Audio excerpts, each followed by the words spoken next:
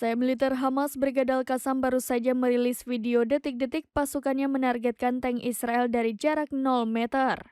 Video tersebut memperlihatkan seorang pejuang Al-Qassam yang memasang bom Syawas di kendaraan tempur Israel yang memasuki jalur Gaza.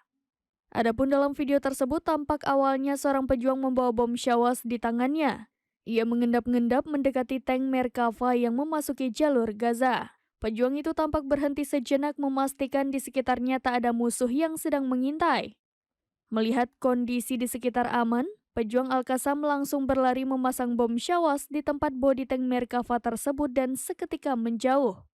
Tak lama berselang ledakan dahsyat pun terjadi hingga rampur Israel itu hancur lebur dan pengemudinya dipastikan tewas.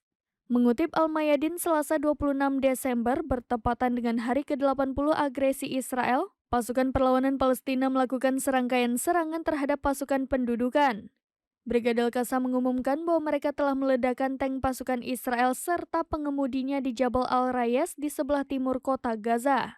Mereka juga telah menghancurkan 4 kendaraan Israel yang menembus lingkungan Syekh Radwan dan 5 rampur lainnya di wilayah Al-Tufah dan Al-Daraj menggunakan peluru Al-Yasin 105. Seorang tentara Israel di lingkungan Al-Tufah juga dilaporkan tewas dalam pemberontakan tersebut. Bulldozer D9 Israel juga tak luput menjadi sasaran peluru Al-Yasin 105 di sebelah timur Burej di jalur Gaza Tengah.